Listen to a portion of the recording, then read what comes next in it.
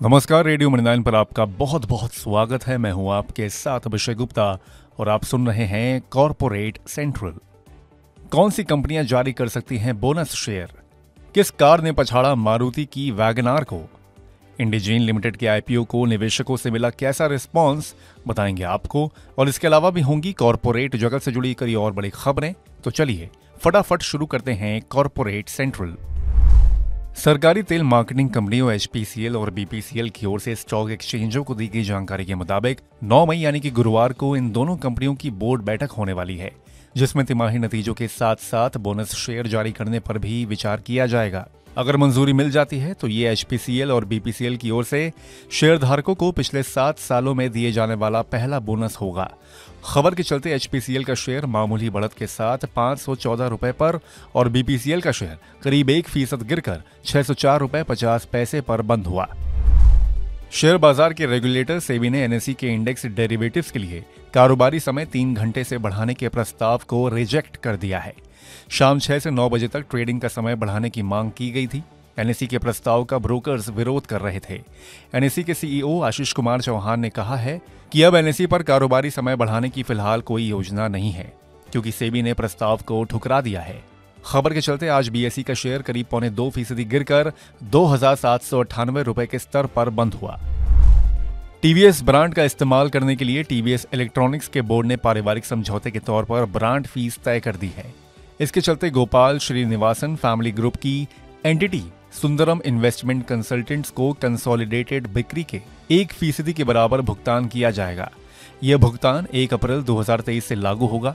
खबर के चलते आज टीवीएस इलेक्ट्रॉनिक्स का शेयर कमजोर बाजार में भी 2% से ज्यादा चढ़कर 332 रुपए 70 पैसे के स्तर पर बंद हुआ। ट्यूब इन्वेस्टमेंट्स ऑफ इंडिया की subsidiary company TI clean mobility ने जीईएफ कैपिटल पार्टनर्स से 580 करोड़ रुपए जुटाने के लिए करार किया है। ये निवेश इक्विटी और कंपल्सरी कन्वर्टेबल प्रेफरेंस शेयर्स के जरिए किया जाएगा। खबर के चलते आज ट्यूब इन्वेस्टमेंट्स का शेयर करीब 1% गिरकर 3,970 रुपए के स्तर पर बंद हुआ। आईटी कंपनी विप्रो ने जेन एआई प्रोडक्ट के लिए माइक्रोसॉफ्ट के साथ करार किया है। इस करार के तहत फाइनेंशियल सर्विसेज के लिए कंपनी माइक्रोसॉफ्ट के साथ मिलकर सूट लॉन्च करेगी। खबर के चलते आज विप्रो का शेयर कमजोर बाजार में भी करीब 1.5% की मजबूती के साथ 464 रुपए 65 पैसे के स्तर पर बंद हुआ। बालमर लॉरी के शेयर ने आज 293 रुपए 95 पैसे की रिकॉर्ड ऊंचाई को छुआ। दरअसल 28 मई को कंपनी की बोर्ड बैठक होने वाली है, जिसमें तिमाही नतीजों के साथ बोर्ड बायबैक और बोनस शेयर जारी करने पर विचार करेगा। कारोबार के अंत में बालमर लॉरी का शेयर आज 4% की मजबूती के साथ 282 रुपए के स्तर पर बंद हुआ। अदानी समूह की $60 करोड़ का ऑफशोर यानी कि विदेशी लोन लेने के लिए बातचीत चल रही है। लोन की इस रकम का इस्तेमाल मौजूदा कर्ज की रीफाइनेंसिंग पर किया जाएगा। ये लोन अदानी टोटल की यूनिट धर्मा एलएनजी टर्मिनल की ओर से किया जाएगा। इस कर्ज की अवधि 3 से 5 साल की हो सकती है। खबर के चलते आज अदानी समूह की फ्लैगशिप कंपनी अदानी इंटरप्राइजेस का शेयर 1.25% गिरकर 2,839 रुपए पर बंद हुआ। टाटा मोटर्स की माइक्रो एसयूवी पंच मारुति की वैगनार को पछाड़ भारत में सबसे ज्यादा बिकने वाली कार बन गई है। पिछले 2 महीने से टाटा पंच देश में सबसे ज्यादा बिकने वाली कार बनी हुई है। अप्रैल महीने में टाटा ने 19,158 पंच बेची है। इससे पहले मार्च में 17,547 पंच बिकी थीं। अप्रैल में कुल 17,850 यूनिट्स की बिक्री के साथ वैगनार सबसे ज्यादा बिकने वाली कारों की लिस्ट में दूसरे नंबर पर है। खबर के चलते आज टाटा मोटर्स का शेयर 0.3% गिरकर 988 रुपए पर और मारुति का शेयर करीब 0.5% गिरकर 12,392 रुपए के स्तर पर बंद हुआ। गोल्ड लोन पर रिजर्व बैंक की सख्ती के बाद आईआईएफएल फाइनेंस नकदी के संकट से जूझ रही है। दरअसल गोल्ड लोन के बिजनेस पर सख्ती के बाद बैंक आईआईएफएल फाइनेंस को कर्ज देने में सतर्कता बरत रहे हैं। मार्च 2024 में आरबीआई को आईआईएफएल फाइनेंस के गोल्ड लोन कारोबार में कुछ गड़बड़ियों की जानकारी मिली थी। आरबीआई ने उसके बाद आईआईएफएल फाइनेंस को नए गोल्ड लोन देने पर रोक लगा दी थी। इस खबर के बावजूद आज आईआईएफएल फाइनेंस का शेयर कमजोर बाजार में भी 2% से ज्यादा चढ़कर 389 रुपए 20 पैसे के स्तर पर बंद हुआ। सरकारी टेलीकॉम कंपनी बीएसएनएल ने पूरे देश में अपनी 4G सेवा लॉन्च करने की घोषणा की है। पूरी तरह से स्वदेशी टेक्नोलॉजी पर आधारित BSNL की 4G सेवा इस साल अगस्त में शुरू होगी।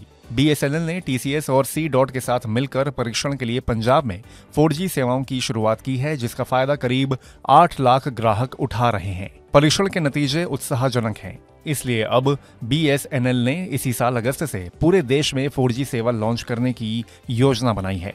खबर के चलते आज वोडाफोन आइडिया का शेयर 3% से ज्यादा गिरकर 12 रुपए 40 पैसे पर बंद हुआ।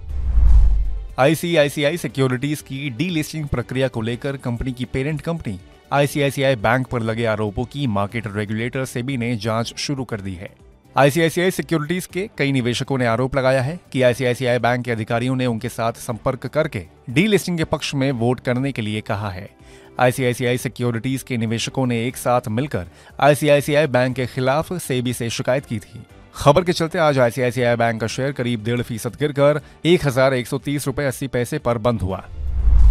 अब बात प्राइमरी मार्केट की। इंडजीन लिमिटेड के IPO को निवेशकों से दूसरे दिन भी काफी अच्छा रिस्पॉन्स मिला है। पहले दिन के अंत तक 1.67 गुना की तुलना में दूसरे दिन के अंत में यह IPO 7.34 गुना सब्सक्राइब हुआ, जिसमें NII का कोटा सबसे ज्यादा 18.02 गुना, QIB यानी कि संस्थागत निवेशकों का हिस्सा 5.59 गुना और रिटेल का हिस्सा 3.82 गुना भरा है। वहीं कर्मचारियों के लिए आरक्षित कोटा सबसे कम 3.17 गुना भर पाया है। 430 से 452 रुपए प्रति शेयर के प्राइस बैंड वाले इस IPO के जरिए कंपनी की 1841.76 करोड़ रुपए जुटाने की योजना है। ये IPO 8 मई तक खुला रहेगा। तो आज के कॉर्पोरेट सेंट्रल में बस इतना ही। ये पॉडकास्ट आपके लिए तैयार किया है हमारे सहयोगी संदीप ग्रोवर ने। बाकी बिजनेस, पर्सनल फाइनेंस और कॉर्पोरेट जगत से जुड़ी और खबरों के लिए सुनते रहिए रेडियो मनी 9 और डाउनलोड कर लीजिए हमारे मनी 9 ऐप को। हमेशा की तरह मैं हूं आपके साथ अभिषेक गुप्ता। अभी लेता हूं विदा। धन्यवाद।